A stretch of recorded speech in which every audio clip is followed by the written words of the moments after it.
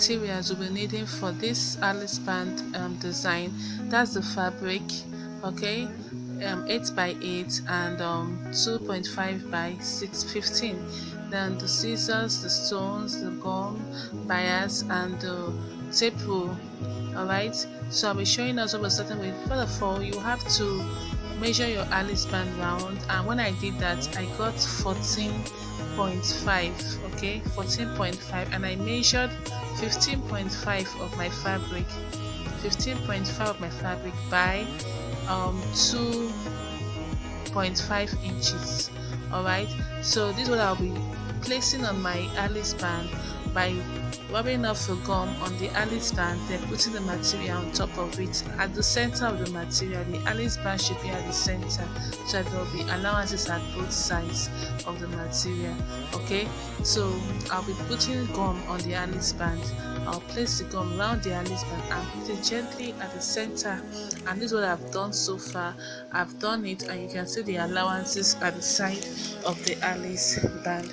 There's allowances at the side of the Alice band. So the next thing I'll be doing is to trim off the excess parts, which I've just done now. I'm trimmed on the excess part and I've covered it up with the gum, using the gum on the Alice band. It's covered up, so the other two edges of the Alice band I will be covering it up with the gum as well. It has to be covered up, though you have to trim off the excess from it.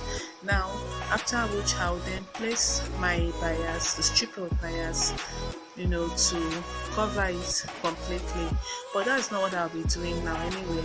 I'll have to make my bow first. I'm just checking it out and I think it's okay. So I'm taking my 8 by 8 centimeters material, turn it to the wrong side, and I'm going to be doing a freehand stitch on it. You can use the machine. I was not close to the machine then, so I'm wearing a freehand stitch, and after doing a freehand stitch on the wrong side, I will then turn it over to the right side and place the stitched part at the center.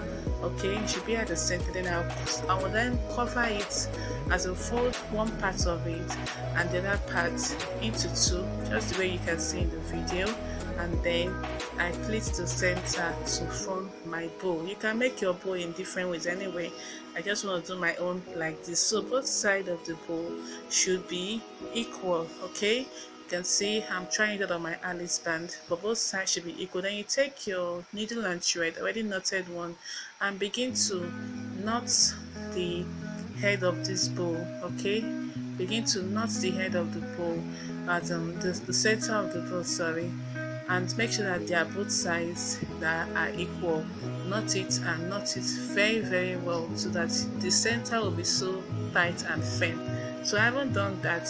You're sure that you have knotted it, then you begin to tack it so that it will be in place.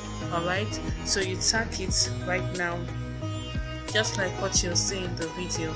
Tack it so that they'll all be in place. So I haven't tacked it. I'm cutting up the thread, and then I'll be using a strip of bias I've already cut out.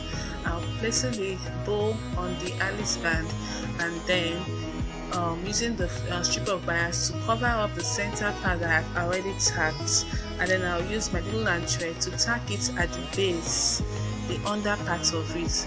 Make sure you arrange it well, make sure your work is neat and fine. So I'll tack it and put it at the base of it, and by the time I'm doing it, while I'm trying to tack it at the base, it has to be so tight and firm.